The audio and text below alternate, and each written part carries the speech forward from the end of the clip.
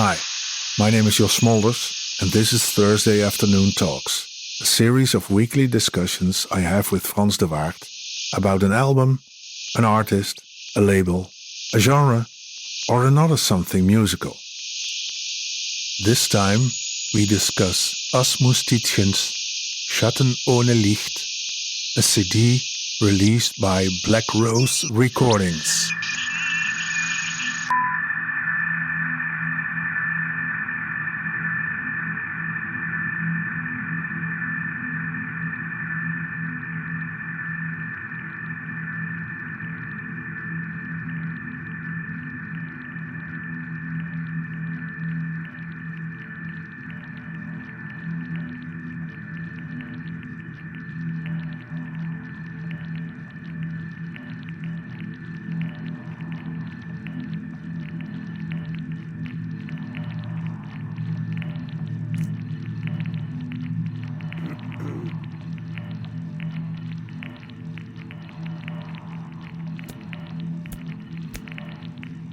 Okay. Mm-hmm. Yeah.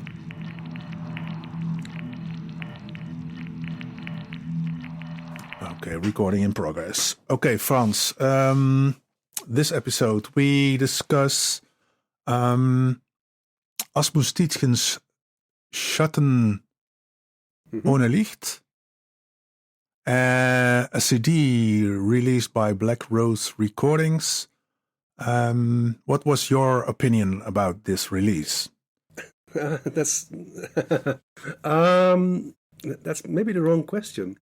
Because I have been following Asmus's work since the mid '80s, and it's one of the few artists I have almost all releases of. Which means I'm a bit biased. There's very few Asmus CDs or releases that I don't like. So, and I also I heard all of his music. Yeah. Yeah. But okay, so I think the people who know Asmus Tietchens would be interested to know about where you place it in his vast discography. And on there are also people who don't know Asmus Tietchens yet. Can you characterize him a bit as a musician? He works with electronic music. Maybe I should take the lead there. He started working with music already in the early 60s, I believe, or 65. At first, he was a bit in the scene of Klooster, and he evolved into first. So his first releases were on Peter Bauman's label, which were rather, the Berlin style of synthesizer music. But at a certain moment he cut making that music because he thought it was boring, and then he evolved. No, he didn't evolve into it, but he started making music that was much more in line with his own thoughts and how the music that he really found interesting. It was more dark. I find it a bit inward, introspective, a bit industrial. He's a bit of a chameleon in the sense that he some of his releases are very drone-like almost, but he also has these more collage-like releases. Since that period when he stopped doing the sequencer synthesizer stuff, he has released, I think, almost every 6 months, on average, a new album, and sometimes even more. Maybe, yeah, maybe. Yeah, well, you're the expert but in this I sense. don't So count. Also, keep in mind that some of his releases are reissues of older records. So, yeah, Mhm. then that. But So also, where also, in the in his mhm. after he stopped his electronic music phase, the Sky Records, you Right? say he evolved into something else. I would say No, he rather returns to what his interest was, working with tape recorders. yes, So I would say exactly. I would call his work as part of the whole muziek concrète thing, with in variations in his work. So before Mm, 2000, it was more mm-hmm. industrial. Post 2000, Right. and that's the CD we're talking about today. It all became Mm-hmm. very minimal, reduced music, and that was part of not he was not part of it, but he fit in a whole Bernd Günther, Mark Behrens, Roel Milkop, uh, working with sound and making reduced structures, very structured music, Mm-hmm. and so that's the whole post 2000 thing. Yeah. Right. So Hmm. So there's also an evolving. So you could say there's albums that are mhm. before 2000, albums that are.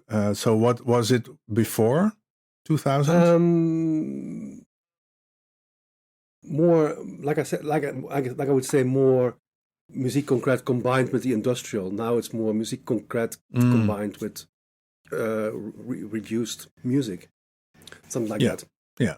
So this album is what you that really fits in with the term that you use. This Hmm. reduced Yeah. music. What would you? How would you define the reduced music? Um, I would say music that is not loud, music that Mm-hmm. only works with a certain frequency range. With I have no idea, but the way I think Asmus works is, and other people like him, if you take a Mm-hmm. single sound source, field recording, or a tearing up of paper. Asmus has various releases that work with a single sound source, Mm-hmm. or the voice, for instance. And then Yeah. you filter out all sorts of frequencies, and then one or two remain, and then he does that for a couple of these pieces, Mm-hmm. and then sticks these all together uh, and builds the composition again by these singled out frequencies. Yeah. That's how Uh-huh. I imagine that he works. It's Yeah. Yeah. I've met Asmus a couple of times. I'm not sure if we ever talked about this, about his Yeah. working methods. Um, but so that's it's music that it's certainly something that demands something of the listener. You have to sit down and Mm-hmm. listen, otherwise, it Mm-hmm. will pass you by like okay, music. Okay, Yeah. sit down and listen, and then you will. It will either it attracts me because I really like his style. Um, Mm-hmm. so, but I think like you said, there is a lot of music. It was your Yeah. suggestion to talk about this particular CD. So my question for you is why this one? Yeah, of course. I mean, Yeah. why this one? Well, the thing is that I've been not really following as ardently as you Tietchens his career, but I too have met him a few times, and well, if you know someone a bit more personally, and he's a very friendly character. He came to my performance when I was performing in Hamburg, and he's really a nice gentleman. I thought, okay, so this is a new Asmus release. Let's listen to it. And I mean, there's a lot to say about Asmus, because he, as I mean, as closed and inward sounding as I think his music is, there's a lot to talk about his ideas. And so I started listening to this album, and I thought, okay, so this is the way the tracks came to me was like, okay, I can really recognize Asmus's character in the music. I think there, and in a sense, the title was Schatten Ohne Licht, which means shadows without light or light source, which is of course paradoxical. But somehow it comes across as a bit in a dim light with. It's really, like I said, it's introvert music. It doesn't really give you a clear image of what he is trying to express. It's just there. I think that Asmus has carved out his own niche into the electronic music scene, and that he is still after all these albums and releases that he has done, is still making very strong music. I mean, it's when you. I mean that both on a small scale, when you listen to the sounds themselves, which are and how they develop, that's quite professional and speaks to me, keeps me involved in a sense. And the album as a whole, you can also see that the track 1, 2, 3, 4, 5, 6. There's a very interesting development in the sounds and the sound structures, but it remains quite abstract. That's absolutely true. And in a sense, I mean, now if I may, because when I was talking just now, I was thinking about the drone music genre, which is. Does he fit in with that genre? I think he doesn't quite, because we talk about drone also is abstract, and it's about long lasting, very big compositions, and also here we have tracks that last more than 10 minutes. I think that with Asmus, it's still about the structure and the development of sounds and the building up of certain frequencies and reducing of frequency, etc. And that's a little story. So let's go and listen to a track from the latest CD by Asmus.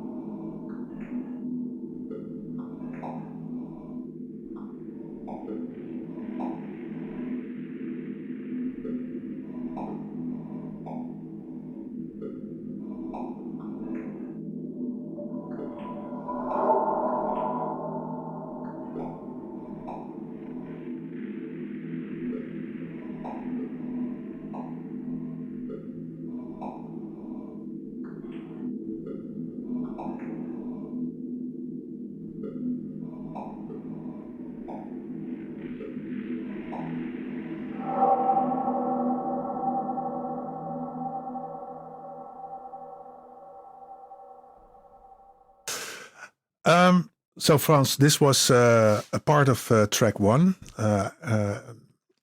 of the new album. We were talking about Asmus and the album and Asmus's career, and you had a nice anecdote. Can you tell it for all the viewers once again? Well, the collaboration I did was not the first. Was the first that we did together as a thing. A long time ago, we did another one that also involved Achim Wolscheid and Giancarlo Tuniuti and Bernhard Günther, I think. And but the first time I heard about Asmus when I was about 21, and a friend of mine, Dolf Mulder, he still writes for Vital Weekly to this very day. Yeah, and he had a huge record collection, and I liked Asmus Tietchens, and he was corresponding with Asmus already.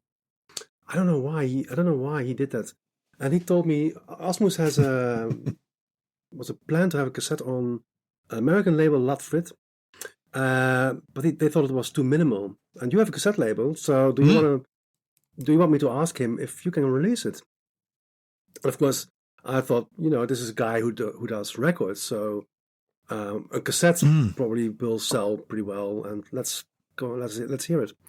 So I released the cassette, and Asmus lives in Hamburg and frequently goes to Belgium, to I think Brugge or Ghent, for whatever reason. And so one day he visited me, but I was living at home with my parents.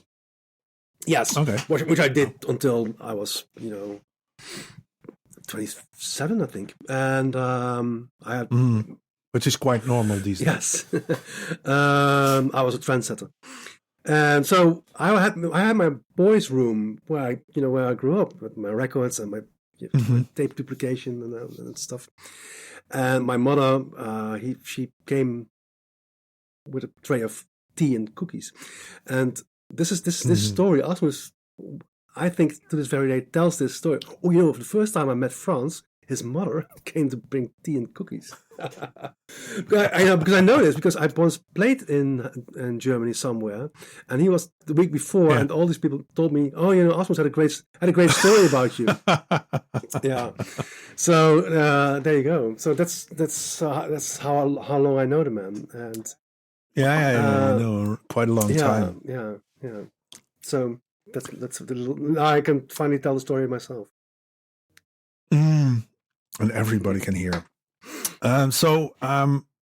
Well, we were in the discussions before this episode. We were talking about how Asmus defines his own music already from a very early start on as absolute muziek or absolute music. I had to look it up for this episode. What does that actually mean? So I asked this very modern new device, the ChatGPT bot online. Yeah, it's on Wikipedia. It's just a modern version of Wikipedia. But it can do a lot more. I mean, I don't want to offend all the people who are raving about it. But anyway, this bot came with a perfect, well-readable answer. And they say that absolute music is a term used to describe instrumental music that is not specifically intended to tell a story, depict a scene, or express a particular emotion. It is also called abstract music, as it is not tied to any extra musical connotations. So it's something else. I know the term because I had a classical upbringing, and the endless discussions I had with my father, who was a great admirer of 19th century classical music.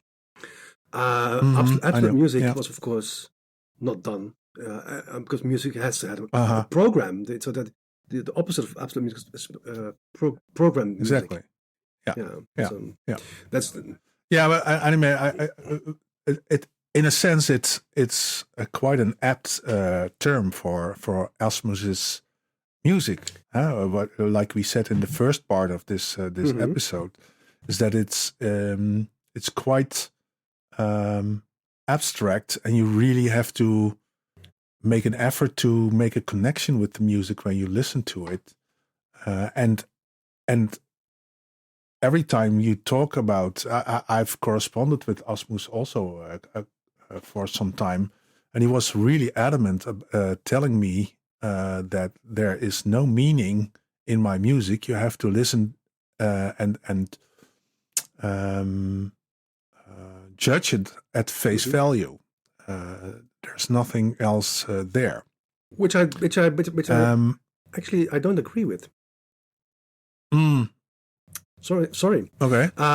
If Oh, you don't have to say sorry. I like to say sorry. Because he does tell us something. His CD has a title. His 6 pieces have a title, which almost every album has a title, except for maybe the Teilmenge. The Menge releases, which are more abstract. Well, the idea with him, every piece is called Ordeal. All of his collaborations always has one title repeated with a number. But in his solo work, there are titles. Es ist endlich still. That means it's finally quiet. If you give it a title, then you direct the listener. And also I think adding the quote from COR tells us something. So we can ignore it, which I always suggest to do. But it doesn't. For me, that's not absolute music. Francisco Lopez, and I'm sure we're going to talk about him. Lopez, yes. I will. Maybe we should not talk about him. His work is way more absolute music than Asmus, because with him, you only get a number, untitled, whatever, or there's a new CD called 1987, just indicating the year the source material was recorded. So, and there's no information, no quotes. So, for me, it's not quite the sort of absolute. In the sense that it doesn't. You mean to say he does bias you as a listener because of the title, because of the maybe even the cover, because of his Sioran quotes. Yeah, and. But still, I mean, it's not program. It's not program music. It's not. No. You realize he's always dressed in black, and there's always the quote. Almost every CD, but maybe every CD, has a quote from Sioran, the Romanian French philosopher, who isn't the most optimistic person in life. Wasn't. He looks like all my life. Well, he's regarded as a cultural pessimist. So, I'm trying to bring it positively, Jos. Which is interesting. I had not heard of the man until I found out about Asmus Tietchens. I read some of his stuff, which I find interesting, and I know Asmus. She has the same sort of skepticism about life in general.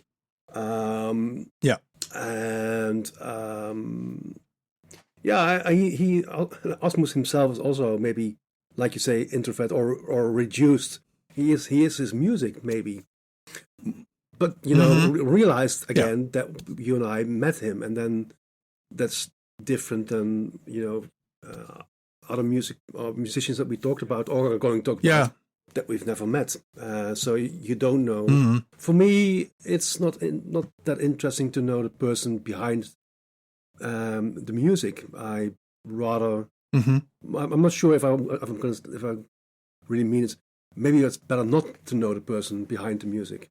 And then stay always then you remain open for an opinion. Yeah, there's Yeah. exactly. Yeah, I know. I mean, but still, you know him better than I do, because you did at least one project with him, Oordeel.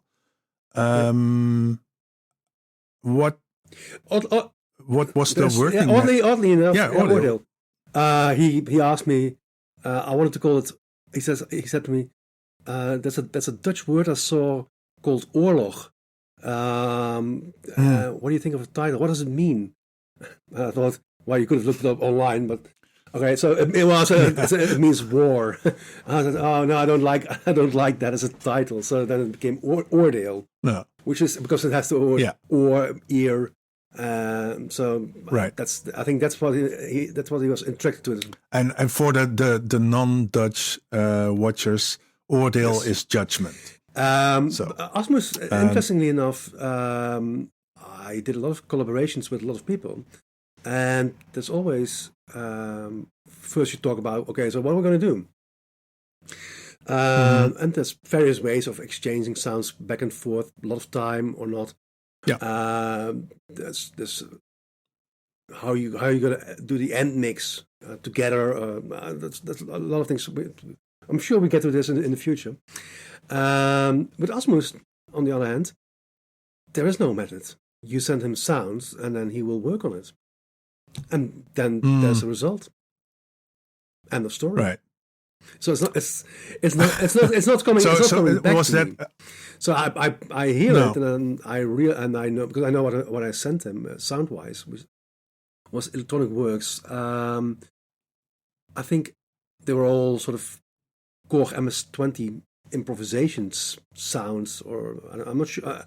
That I sent him, and that was partly because an earlier CD for Black Rose that was called Vast ohne Titel Corrosion, and that was a totally different CD than many of his other post-2000 works. It was more going back to maybe even a bit noise, a bit industrial music, and I thought, if I sent him this sort of synthesized sounds, maybe that will do something along those lines, but it wasn't. So,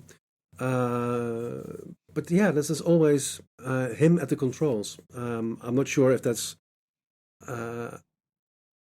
maybe to keep control over the end result, or that we don't get to have a look in the kitchen, as I say. This is an English expression. We don't know we don't know how he works, because it never comes back as another raw sort of sound material.